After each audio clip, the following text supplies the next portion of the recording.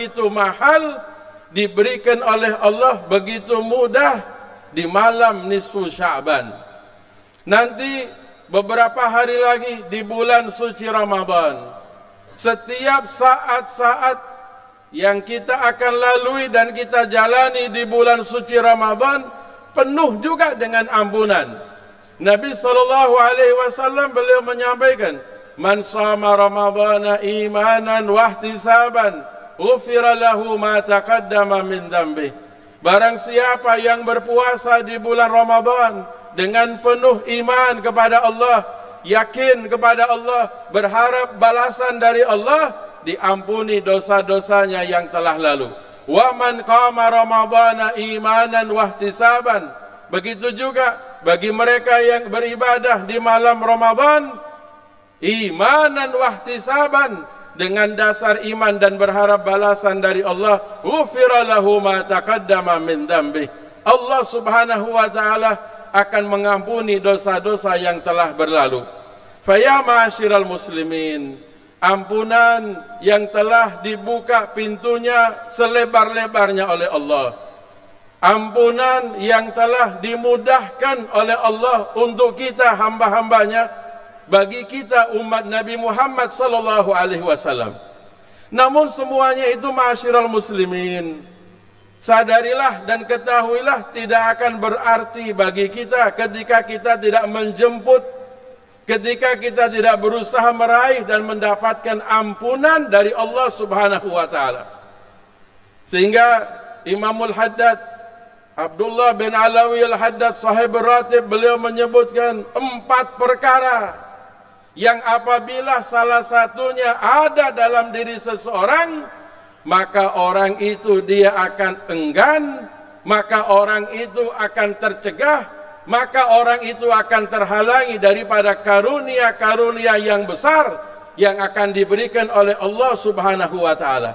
Yang pada akhirnya walaupun karunia itu besar, dia tidak akan mendapatkan. Yang pada akhirnya walaupun karunia itu mudah untuk diraih, dia tetap tidak akan mendapatkannya. Yang pertama, dha'ful iman, lemahnya iman dalam diri seseorang. Ketika iman dalam diri seseorang lemah, maka apa? Semangat, motivasi, dorongan, kesungguhan untuk dia melakukan kabar gembira yang disampaikan oleh Allah, kabar gembira yang disampaikan oleh Nabi kita Muhammad sallallahu alaihi wasallam. Nabi menyampaikan kabar gembira ini dan itu, tidak akan berpengaruh, tidak akan menggugah, tidak akan mendorong dan menjadikan dia semangat. Kenapa? Imannya lemah. Yang kedua, nuqsanul ilm, kurangnya ilmu.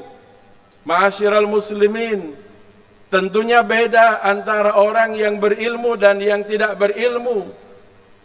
Allah Subhanahu wa taala dalam Al-Qur'an memberikan pertanyaan untuk memberikan peringatan bagi kita.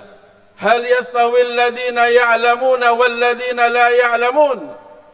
Apakah sama orang-orang yang berilmu dan orang-orang yang tidak berilmu?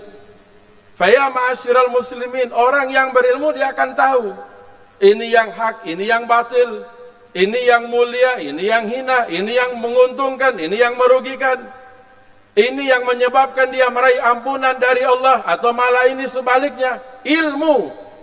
Yang disebutkan juga bahwasanya janji dari Allah Subhanahu wa taala bagi mereka-mereka yang beriman, semangat untuk menuntut ilmu, dijanjikan diangkat derajatnya oleh Allah Subhanahu wa taala beberapa derajat. Yarfa'illahu alladhina amanu minkum walladhina utul ilma darajat. Sayyidina Abdullah bin Abbas beliau menyebutkan, antara satu derajat ke derajat berikutnya, antara satu tingkatan ke tingkatan berikutnya membutuhkan perjalanan 500 am, 500 tahun perjalanan. Yang ketiga, ma'asyiral muslimin, yang menyebabkan seseorang tercegah daripada karunia Allah yang begitu besar, tulul amal, panjangnya angan-angan. Di antara panjang angan-angan adalah merasa umurnya masih panjang, merasa bahwasanya dia akan masih lama hidup di dunia. Dia tunda-tunda padahal dia bisa melakukan. Dia bisa sholat, tapi dia katakan nanti. kalau saya sudah 40 tahun, saya akan sholat. Padahal dia bisa taubat, tapi dia katakan, nanti kalau usia saya sudah 50 tahun, baru saya akan bertaubat. Dia padahal bisa melakukan kebaikan ini dan kebaikan itu. Padahal dia bisa meraih ampunan dari Allah, tapi dia tunda-tunda. Tulul amal, panjang angan-angan. Penyebab keempat, ma'asyiral muslimin, akulul haram, mengkonsumsi, memakan makanan yang haram.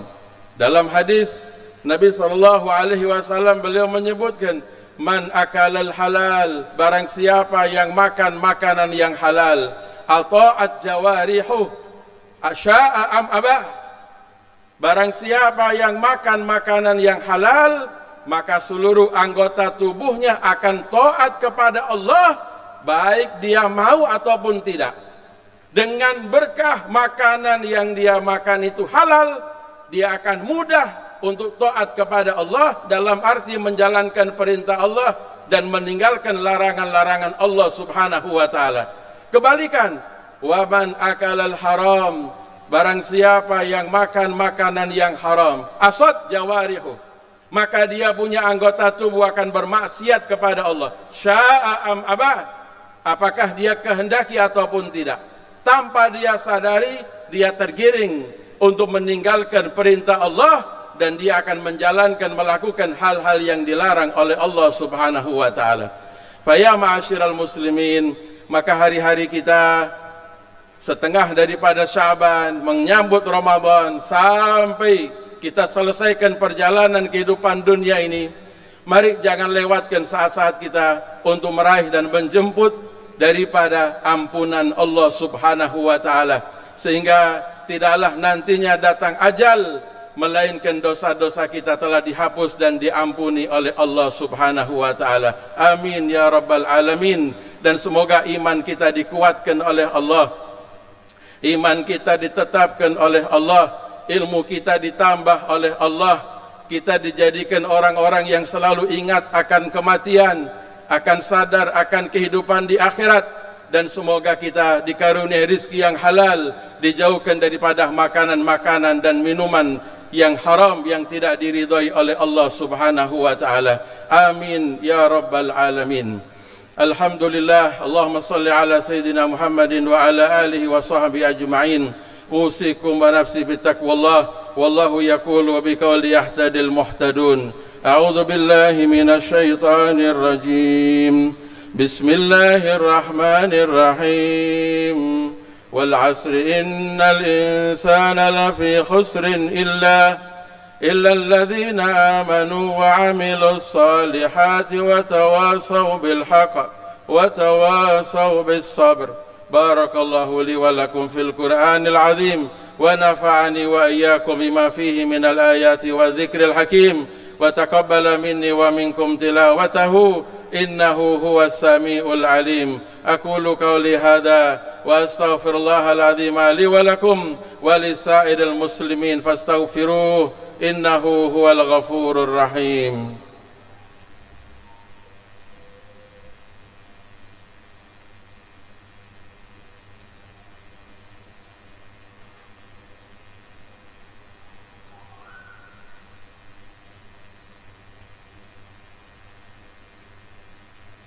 Alhamdulillah hamdan katsiran kama amar. أشهد أن لا إله إلا الله وحده لا شريك له إرغاما لمن جحد به وكفر وأشهد أن سيدنا ومولانا محمدا عبده ورسوله سيد الخلائق والبشر الذي أرسله الله رحمة للعالمين.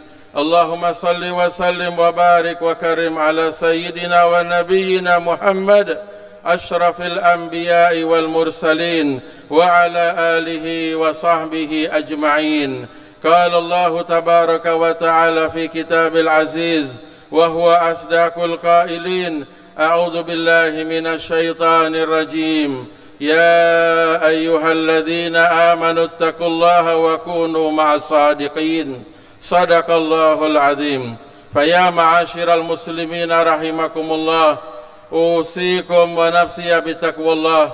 اتقوا الله فقد فاز المتقون وسارعوا إلى مغفرة من ربكم واعلموا أن الله أمركم بأمر بدأ فيه بنفسه وثنى بملائكة المسبحة بقدسه فقال تبارك وتعالى إن الله وملائكته يصلون على النبي يا أيها الذين آمنوا صلوا عليه وسلموا تسليما. وقال عليه الصلاة والسلام أقربكم إلي منزلة يوم القيامة أكثركم علي الصلاة. وفي رواية أخرى من صلى علي صلاة صلى الله عليه بها 10 كما قال الرسول. فأكثروا من الصلاة والسلام على شافي الأمم في يوم الزحام. اللهم صل على سيدنا محمد وعلى آل سيدنا محمد كما صليت على سيدنا إبراهيم وعلى آل سيدنا إبراهيم وبارك على سيدنا محمد وعلى آل سيدنا محمد كما باركت على سيدنا إبراهيم وعلى آل سيدنا إبراهيم في العالمين إنك حميد مجيد. وارض اللهم على الخلفاء الراشدين وجميع الصحابة والقرابة والتابعين لهم بإحسان إلى يوم الدين وعلينا معهم وفيهم برحمتك يا أرحم الراحمين. اللهم اغفر للمؤمنين والمؤمنات والمسلمين والمسلمات الأحياء منهم والأموات إنك سميع قريب مجيب الدعوات وقاضي الحاجات وغافر الذنوب والخطيئات. اللهم اغفر لنا ما قدمنا وما أخرنا وما أسررنا وما أعلنا وما أسرفنا وما أنت أعلم به منا. أنت المقدم وأنت المؤخر لا إله إلا أنت. اللهم مغفرتك أوسع من ذنوبنا ورحمتك أرجى عندنا من أعمالنا. ربنا ظلمنا أنفسنا وإن لم تغفر لنا وترحمنا لنكونن من الخاسرين. ربنا اغفر لنا ذنوبنا وإسرافنا في أمرنا وثبت أقدامنا وانصرنا على القوم الكافرين. ربنا اغفر لنا ولإخواننا الذين سبقونا بالإيمان ولا تجعل في قلوبنا غلا للذين آمنوا ربنا إنك رؤوف رحيم. ربنا أتمم لنا نورنا واغفر لنا إنك على كل شيء قدير. ربنا لا تؤاخذنا إن نسينا أو أخطأنا. ربنا ولا تحمل علينا إصرا كما حملته على الذين من قبلنا. ربنا ولا تحملنا ما لا طاقة لنا به واعف عنا واغفر لنا وارحمنا أنت مولانا فانصرنا على القوم الكافرين. اللهم حبب إلينا الإيمان وزينه في قلوبنا وكره إلينا الكفر والفسوق والعصيان واجعلنا من الراشدين. اللهم أحينا على الإسلام والسنة وتوفنا على الإيمان والتوبة. اللهم تب علينا توبة نصوحا. اللهم تب علينا توبة نصوحا. اللهم تب علينا توبة نصوحا تطهر بها قلبا وجسما وروحا. اللهم بارك لنا في بقية شعبان وبلغنا رمضان وأعنا على الصيام والقيام وتلاوة القرآن واحفظنا في شهر رمضان من جميع الآثام برحمتك يا أرحم الراحمين. اللهم أصلح جميع ولاة المسلمين وانصر الإسلام والمسلمين خصوصا إخواننا في فلسطين. فرج عنا وعن جميع المسلمين فرجا عاجلا برحمتك يا أرحم الراحمين. ربنا آتنا في الدنيا حسنة وفي الآخرة حسنة وقنا عذاب النار. ربنا تقبل منا إنك أنت السميع العليم وتب علينا إنك أنت التواب الرحيم. عباد الله إن الله يأمر بالعدل والإحسان وإيتاء ذي القربى وينهى عن الفحشاء والمنكر والبغي يعظكم لعلكم تذكرون. فاذكروا الله العظيم يذكركم واشكروه على نعمه يزدكم ولذكر الله أكبر والله يعلم ما تصنعون. قم الصلاة. الله أكبر الله أكبر أشهد أن لا إله إلا الله أشهد أن محمدا رسول الله حي على الصلاة حي على الفلاح قد قامت الصلاة قد قامت الصلاة الله أكبر الله أكبر لا إله إلا الله. استووا استقيموا واعتدلوا سووا صفوفكم فإن تصفية الصفوف من تمام الصلاة. Luruskan dan rapatkan saf.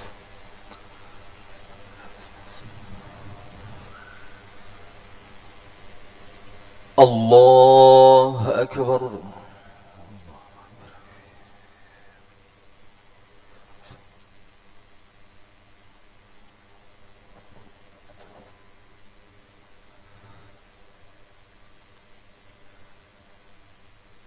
بسم الله الرحمن الرحيم الحمد لله رب العالمين الرحمن الرحيم مالك يوم الدين إياك نعبد وإياك نستعين اهدنا الصراط المستقيم صراط الذين أنعمت عليهم غير المغضوب عليهم ولا الضالين آمين.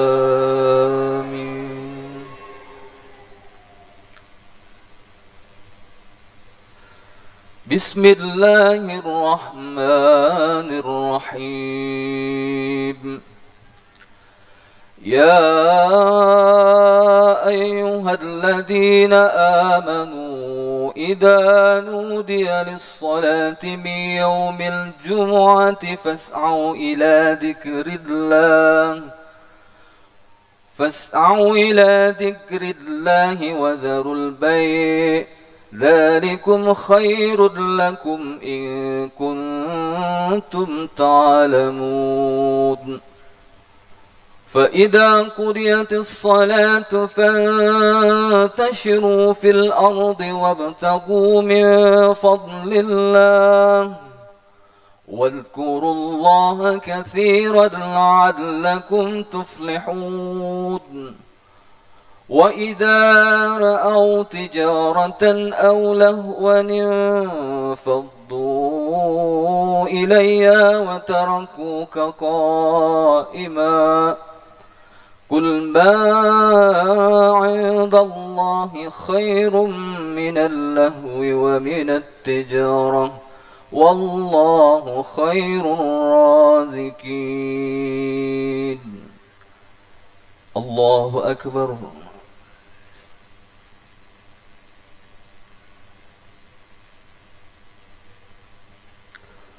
سمع الله لمن حمده. الله أكبر.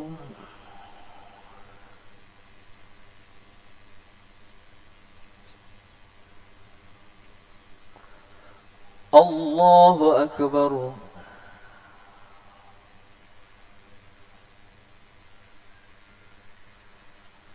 الله أكبر.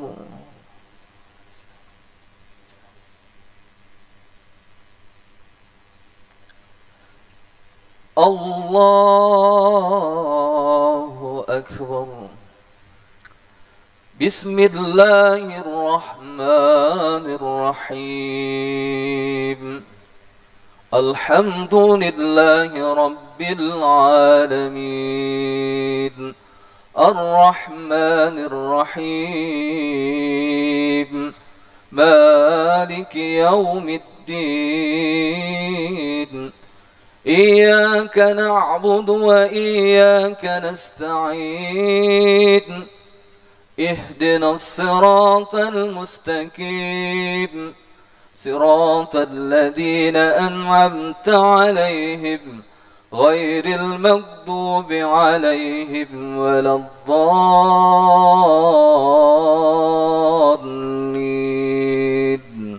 آمين.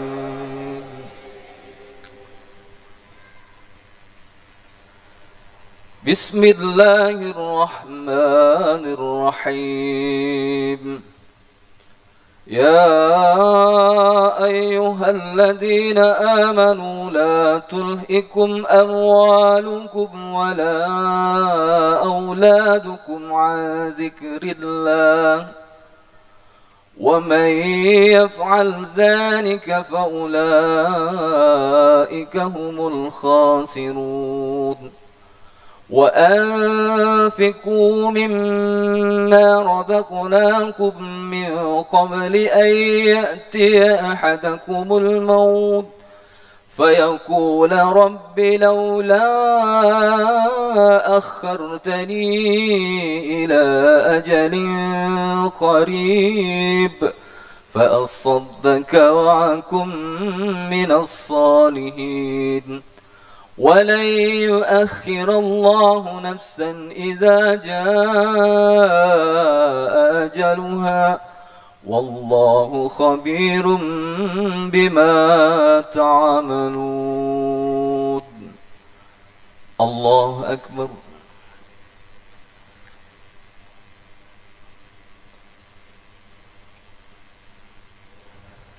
سمع الله لمن حمده.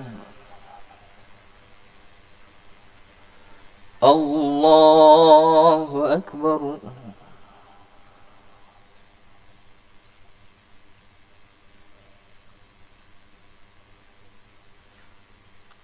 الله أكبر.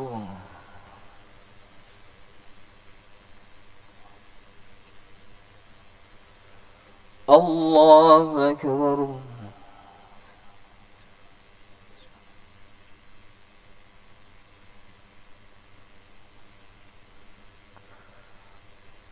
الله أكبر.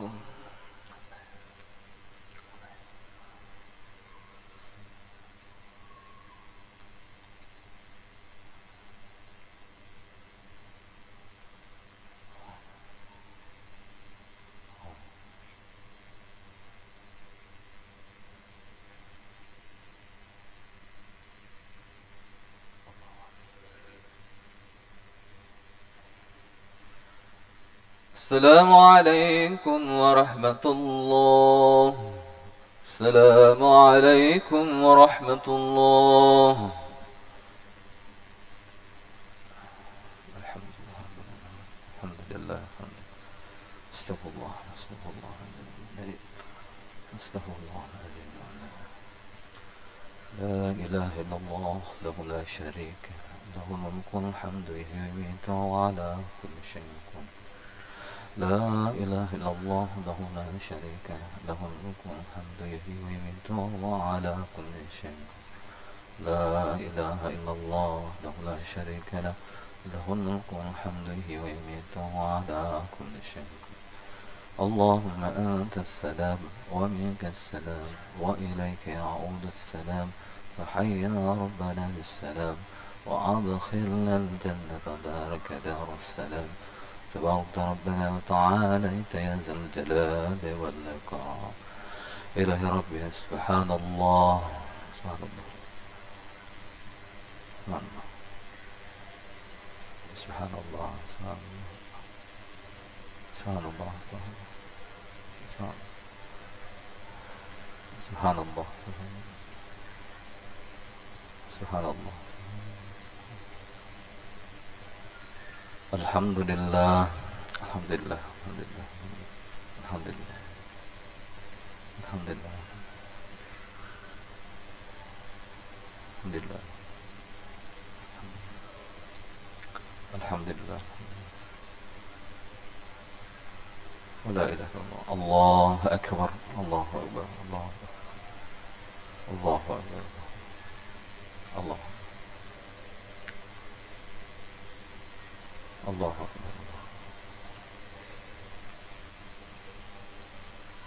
الله لا إله إلا الله لا شريك له الحمد لله حسبي الله ونعم الوكيل وقال ربكم ادعوني أستجب لكم بسم الله الرحمن الرحيم الحمد لله رب العالمين وصلى الله على سيدنا محمد وعلى آله وصحبه وسلم اللهم إنا نسألك سلامة في الدين وعافية في الجسد وزيادة في العلم وبركة في الرزق وتوبة قبل الموت ورحمة عند الموت ومغفرة بعد الموت اللهم أرنا الحق وارزقنا اتباعه وأرنا الباطل باطلا وارزقنا ربنا لا تزغ قلوبنا بعد إذ هديتنا وهب لنا من لدنك رحمة إنك أنت الوهاب ربنا ظلمنا أنفسنا وإن لم تغفر لنا وترحمنا لنكونن من الخاسرين ربنا هب لنا من أزواجنا وذرياتنا قرة أعين واجعلنا للمتقين إماما ربنا آتنا في الدنيا حسنة وفي الآخرة حسنة وقنا عذاب النار ربنا تقبل منا إنك أنت السميع العليم وتب علينا إنك أنت التواب الرحيم سبحان ربك رب العزة عما يصفون وسلام على المرسلين والحمد لله رب العالمين